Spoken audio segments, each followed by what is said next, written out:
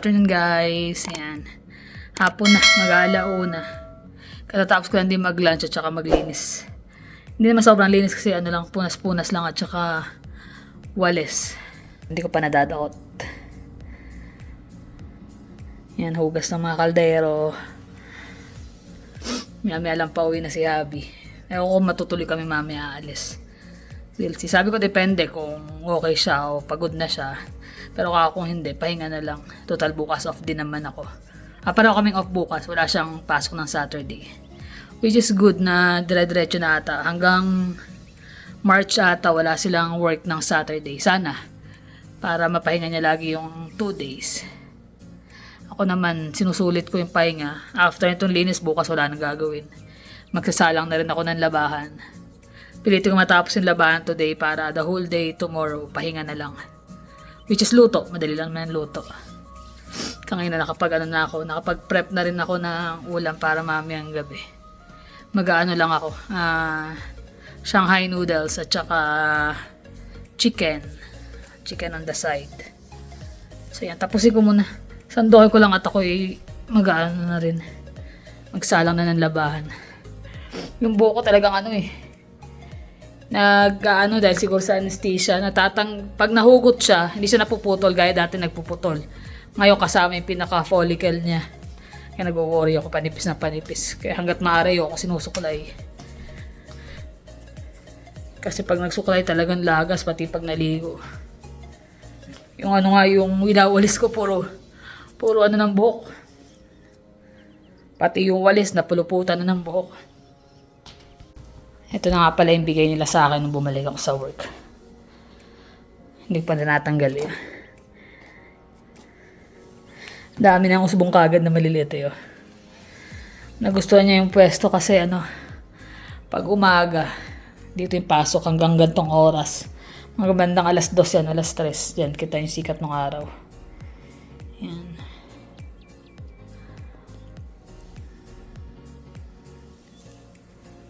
Diyan na si Abby.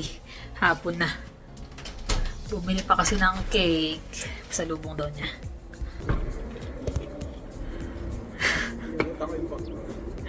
Iniwan na yung bag. Cake lang ang dala. Tapos dumaan din siya ng ng flea market. Bumili ng CD.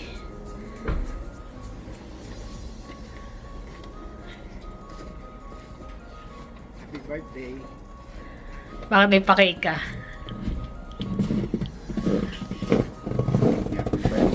Sabi ko nga, huwag na siya bumili. Bibili daw siya. Yeah. Mas umarinig yun. Kaya bumili? Ay, talaga naman kahit wala Bumili, 4 lang. 4. Kasi tagi-tag-isa tayo. Hindi naman ako lang. Ikaw talaga. Pero si Jermaine, hindi. Ayaw na ng sugar ni Jermaine. Ayaw na? Pero ako nagpaalam. Lumabas ngayon. Umalis siya. Hindi, galing school. Diretso na daw. Tutuloy ba tayo kala, Oo, maya-maya. Next ko si Jason Ako text ko rin kanina si Moira. Ba't ilipat mo ulit dito sa harapan? Kanina Hindi ka kakasya sa pag-park sa harap. Dahil magkalap ang lit ng space. Yan, nakabench CD. Mahal dun Mahal. Mahal talaga. Mas mura doon sa binibilihan natin. Okay na. Ito maganda, real big fish. Ha? Real big fish. Gorillas. Wala yung mura yung gorillas Fresh Meron ka ng gorillas, di ba?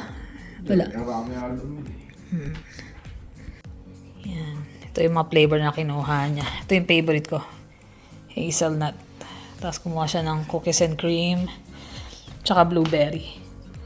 Blueberry. Si Jonas for sure yan yung cookies and cream. Yan. Merienda. Merienda rin siya ng cake. Namiss mo yung matamis. Bira na nga tayo nagaganto Namnamin na, namnamin. Tapos ginawa ko siya ng smoothie Strawberry, blueberry, pero stevia nilagay ko. Hindi matamis. Kung matamis yan, tapos nag-take up pa, bawal na yun. Kaya ng ilaw. Orange. Alam. Mukhang hinat ng dilema. Sikat kasi nung araw eh. Iba yung sigat eh. Lusaw nga yung mga yelo. Kanina lumabas ako sa bumili ko ng gamot. Kala ko pag refill, saglit na lang. Tagal. Tagal eh, 45 minutes. Sabi ko, pag-alis na lang natin. Ayoko nang lumabas ulit. Nanonood kami ng ano eh. Mga Yung sa immigrants sa immigration. mga sa Bumababa na raw yung mga nag-a-apply ng citizenship dito sa Canada kasi mostly bumabalik sa mga Tsaka permanent country resident. nila. Sa hirap eh. Tsaka daming nangyayari talaga eh. Hello guys. Ayan. Nandito na kami kala Moira. At tsaka la Jason. Bumili kami ng pagkain. Hindi na ako nagluto eh. Naghayahay lang ako maghapon. Eh, oh, hindi. Naglinis naman ako. Tsaka naglaba.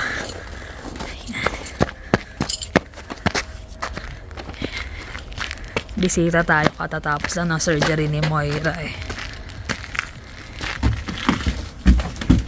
Pang decor pa ng Christmas, oh. Pasko pa. Baka makapamasko pa ako dito. Mamamas ko po. Yan guys. Kanina pa kami actually, ilang oras na kami, nakakain na kami. 10:15 na nga lang. Yung dalawa, si Jason tsaka si Beck nasa baba. Nasa basement. basement. Kami ito, chika-chika. Tapos Ilang araw pa lang yun yung surgery niya eh. Friday ngayon, diba? Wednesday 2 days. ko. Oo. Di ba para magkasunuran lang kami ng ano. Nag-40 kami halos sabay. Halos sabay din kami ng ano. This is 40, you know. Life begins at 40 nga raw This talaga is 40. eh. Nakakaano lang din. Medyo in pain dahil sa operation. Pero at least yan, napagaling na siya ulit sa bahay. Tapos meron kaming baby. Ayan, may bagos lang baby. Ang cute-cute. Si Jasper. Ang name niya Jasper. Sobrang cute eh. 7 weeks old pa lang. Ano Kavapu? Kavapu. Cavalier yes. tsaka poodle. Toy poodle, no? Mini ano siya, parang mini Kavapu. Sobrang cute eh. Baby pa. Baby pa siya. Tita! Ayan. Thank Dalawa you sa mamaya yung pagdalaw. tignan. Matagal din kami. Kailan last? January na pumunta kayo sa bahay. January. Oo. January na? January ba yun? December. December. December na ata. Parang bago mag-New Year. Di pala huli namin, tapos huli namin nakita sa sa flea market. Oo. January Bago 7. mag-New Pero Year. saglit na saglit lang yon nung bumili ng mga CD. Yes, sa flea market. Sa Tapos ngayon na ulit, Feb. Dalaw, sakto walang pasok si Beck bukas. Kaya naisipan namin, dalaw na lang tayo. Akala ko nga baka hindi ka matulog, kasi baka ako hindi ka pa nakakababa. Oo. Hindi, okay naman. Nakababa na ako. So, nakakababa naman siya. Pinipilit Kaya ko naman maglakad kahit masakit yung tiyan. mahirap. Kagandahan dito kasi Bago libre eh. panganak, Ito, yung ba si Jasper? Bago kasi panganak eh. Pero mahirap, di ba? Para ka rin ng anak talaga. Mas masakit pa kaysa sa nanganak Oo, ka, di kasi ba? fresh yung nasa loob ng tiyan ko. Kasi grabe eh, 4. Oo. May butas, 4. Oh my Na ano gosh. siya eh, laparoscopic cholecystectomy. Kagandahan dito yun, libre nga lahat. Yes. Kaya kahit pa paano, wala ka ng stress sa bayarin. Oo nga eh. Pinauwi na nga kami, hindi namin alam, nauwi na pala kami. Pwede na umuwi. Dito kasi mag-aantay ka, akala mo hindi ka sa Pilipinas na may mga papipirmahan pa, may instructions. Oh, discharge. Dito, pag discharge ka na pala, bahala ka na. Ikaw na mag-set kung anong oras ka uuwi. Kung gusto mo Kaya na mo umuwi, lang umuwi. O, pwede kayo pwede na.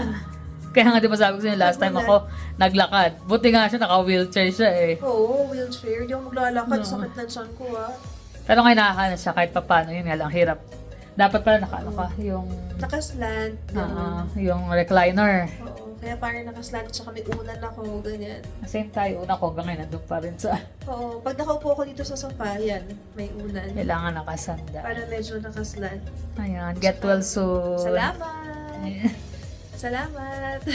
Si Yan, Jasper. pauwi na kami. Kaya tumayo sis. Ayun. And thank you kay Jason. Si Jason ang nag-prep ng pagkain. Saan siya? Sinigang eh. Masarap pala yung sinigang. Masarap. Malasang malasa. Sinigang sa gatayo, nalasahan niyo ba yung gata? May gatayo. Kakaiba nga eh. Yung parang creamy yung ano niya. May gatayo. Creamy yung ano yung sabaw, hindi ka gaya ng mga ibang sinigang. Sinigang sa gata. Gumawa ng roll ah. Yung roll daw. Yung sa California. Isip ko ano roll? California roll. roll. Joke-joke lang yun. Ayun, yung sinigang. Sinigang masabi, sinigang. Salamat sa Popeyes. Dala pa kayong Popeyes. Hindi na ako nakapagluto, tinamad ako. Pahinga. Thank you. Salamat. Okay. Ayan, pauwi na kami. Sobrang foggy. Sobrang pagi nga, no? Delikado to. Dahan-dahan ka lang din, baka mamaya may mga iba pa naman. Minsan ang bagal ng sobrang bagal eh. Sa camera hindi masyado pansin eh.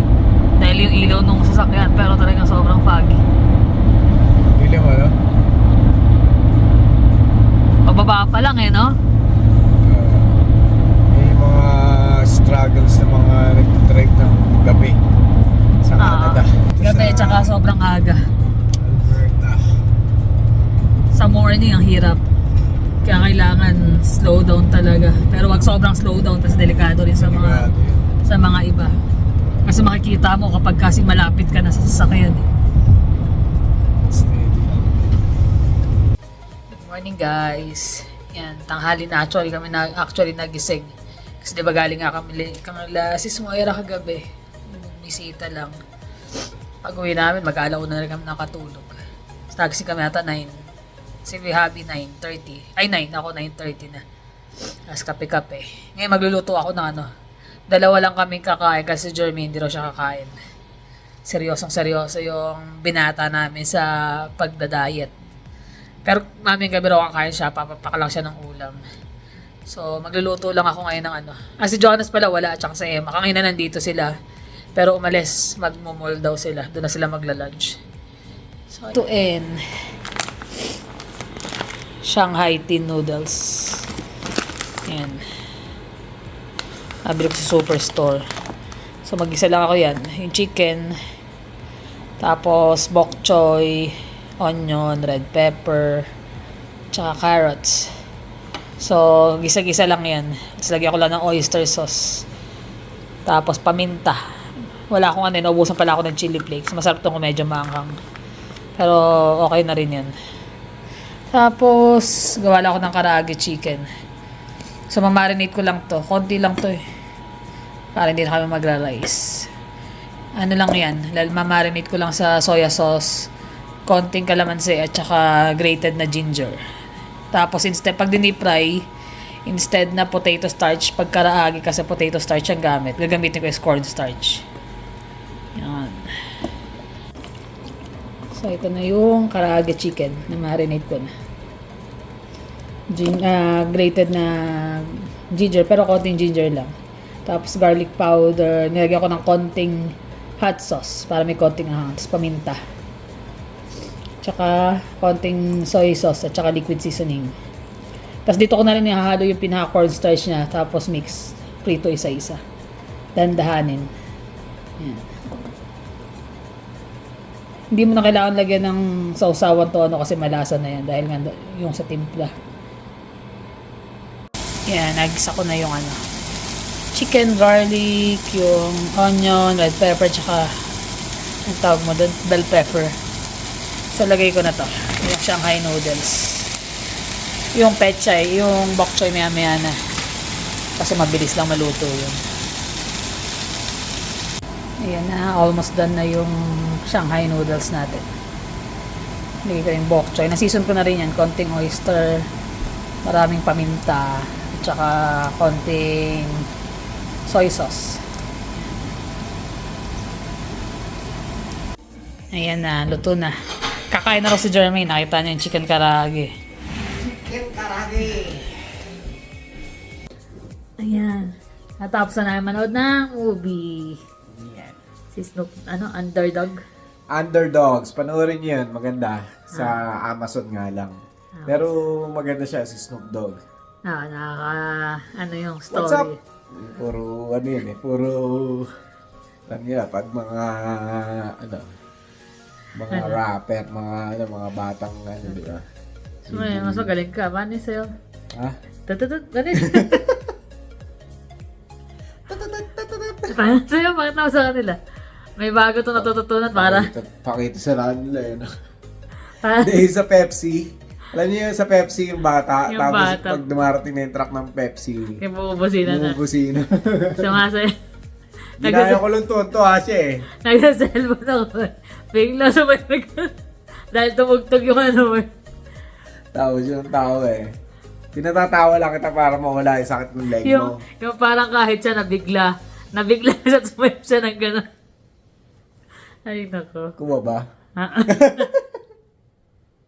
Ay, no. Eh, kagabi, wala. Dapat manood kami ng movie kaso nasarap kami ng chika-chika eh.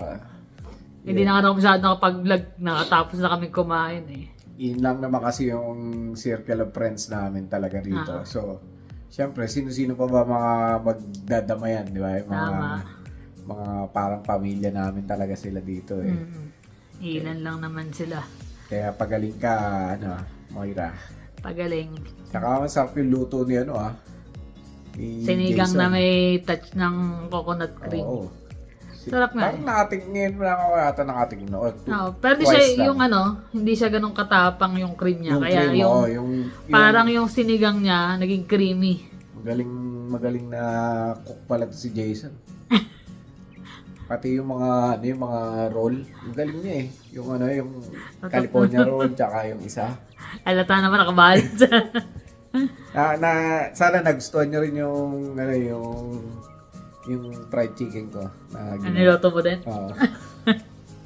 Popeyes. Wala eh. Kahapon talagang lang ako rest lang talaga tapos linis ko. Muntik pa ako mabangga dahil doon sa Popeyes na yun.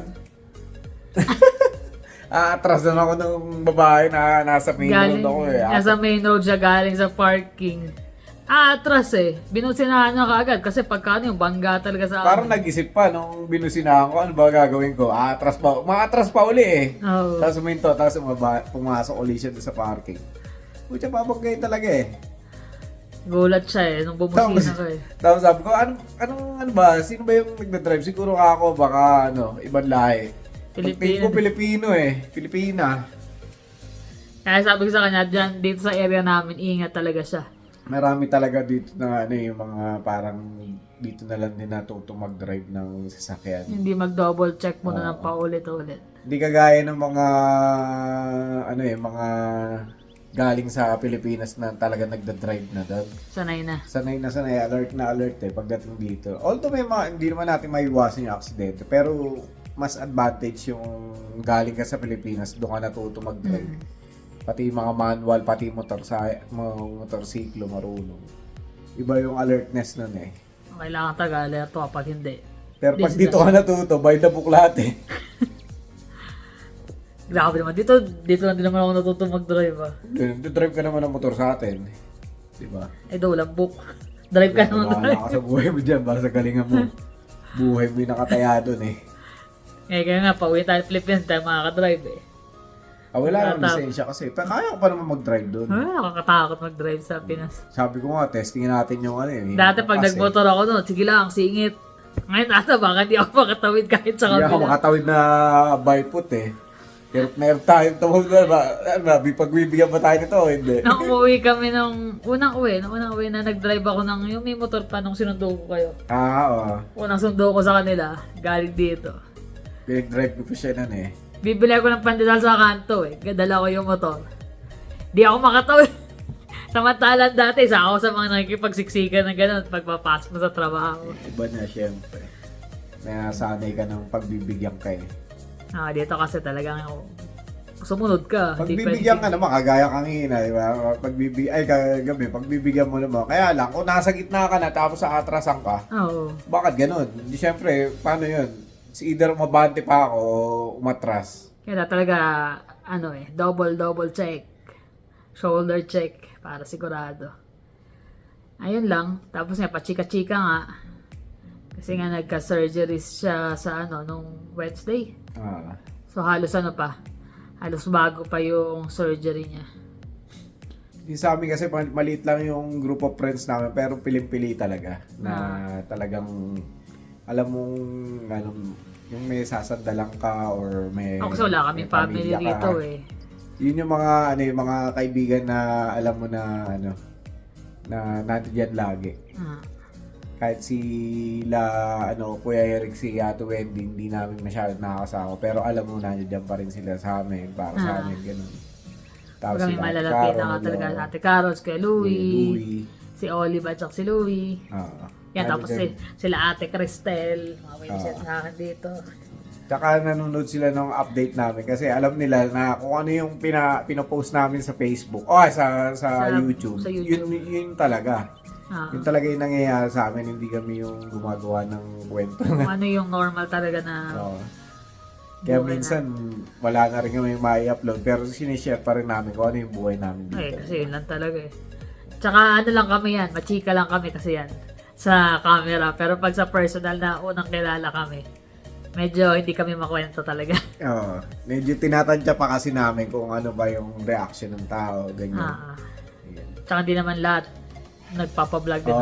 Hindi Kaya naman. kailangan talaga tanongin mo. Hindi rin naman tayo, vlog ko kayo ganyan. Hindi naman. Pero tsaka pag may ibang tao na vlog agad kami, right away na kahit walang consent o ano. Tatanong muna kami, okay lang ba sama namin kayo sa... Kasi rights nila yun na diba? Yun. So, ito yung mga listahan natin dito sa ating... yun nga palang namin, yung last vlog namin. So, lang yun, simpleng vlog lang namin, pero nakaka-touch Nakaka-touch yung mga reply, yung mga comment nila. Hindi, tsaka hindi yun sa comment. Bukod doon sa comment, syempre, yung ginagawa mo para sa amin yung mga anak mo, di ba? Kaya nga na-touch kami. Huwag ka nang umiyak. Hindi na, mag-ganon na ta. Pagod na rin kasi ako nung araw na yun. Tama-sama na, tapos makakabasa. Parang ang sarap sa feeling. Nawal na gumaang yung yung pakiramdam gumaang ng... Bakit? Hindi, dapat naman talaga na-appreciate natin yung mga bagay na malilit na bagay kasi yun minsan hindi mo rin alam kung hanggang saan na sabihin mo na. Para sa akin, sabihin mo na lahat ng gusto mo sabihin. Sabihin mo na, actually, sa totoo lang, hindi sa buong buhay ko, nung bata ako, hindi ko narinig na sinabihan ako ng tatay ko na I love you. Ng nanay ko na I love you nung mga bata kami, pero nitong nagkasakit na siya, nung nagka-Alzheimer siya, actually hindi ba sumasagot pag sinasabihan ko I love you hindi siya sumasabi na I love you. Dati sumasagot siya, ngayon parang naninibago. Parang tinatansya niya muna ako, bakit ba sasabihan ko na I love you? Parang hindi nila hindi nila nakagawian yun. Pero kami sa mga bata yan, kahit na malalaki na yung mga yan, kahit tatawagan lang namin, love you. Sige na, bye-bye na, love you. Yung na yun, yung sitwasyon na yun, yung family values na ganun. Yung Sopranos na series Na pinanood na namin. mafia sila, pero pagdating sa family nila, Mahal nila yung pamilya. pagdating sa asawa, sa dalawang anak niya, nandoon yung yung values na gusto ko kayo maging maayos yung buhay niyo, hindi kagaya ko na mafia, parang gano'n. Kasi mahal ko kayo, ganyan. Lagi niyang ina-assert doon sa... Kahit sinisigawan na, hindi baga laging, hindi dahil sinigawan ka tayo, wala na. Pero mahal ni-explain niya. Ni-explain niya. Nagagalit siya, pero sinasabi niya kung bakit. Ganon din naman kami. Bakit ako magagalit sa'yo? Kasi gusto kong makita ka lang pagdating ng araw na na successful, maayos yung buhay mo. Hindi man maging mayaman o milyonaryo. Gusto ko makita yung yung quality of life sa iyo. Parang ganun. Kaya ginagawa namin lahat ng aming makakaya habang nandito pa sila sa tabi namin. Kasi ilang taon na lang din. Kakaroon na sarili pamilya din yung mga yan. Birthday na ni Jonas. Lapit na. 24 na siya. Sa Feb 12. Right now. So, ayan. Napalayo na yung kwentuhan natin. Shoutout natin si, Amethyst Simple Living. Yan. From start, si Miss Jinky Estonido. Si Lorelai Zay. Si S. Galang. Si Irma Tenorio. Si Bioli. Si Mrs. Lydia Hintalan. Ayan. Si Miss Celine Jones. Si Mitch Tibil. si Miss Cristina Mercado, si Cecilia Flores. Ah, Fujisawa. si Yvonne Peroy, si Miss Susie Rico, tsaka si Abby Olarte. Olarte, yan, Olarte family. Yan, si Ruby Pelayo. yan, si Mila Mila Juanengo. si Miss Maria Priscilla Eugenio. Buong buo yun, ha?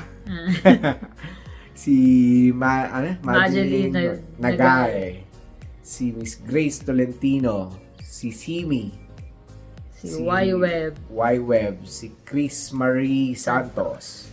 Berna. Si Berna. Clarence Torres. Mm. Gregoria Sabalero. Maria Epich. Dolores Baldwin. Angelita Corbilla. Tsaka Watch My Way. Ba't ito nababasa mo? Bakit isulat mo? Ay, kung di mo nababasa. Babasa ko eh. yun. Si Shalia's Channel. Apple de Rafera. Ayan, thank you sa inyo. At ang kanyang listahan ng mga papanoorin.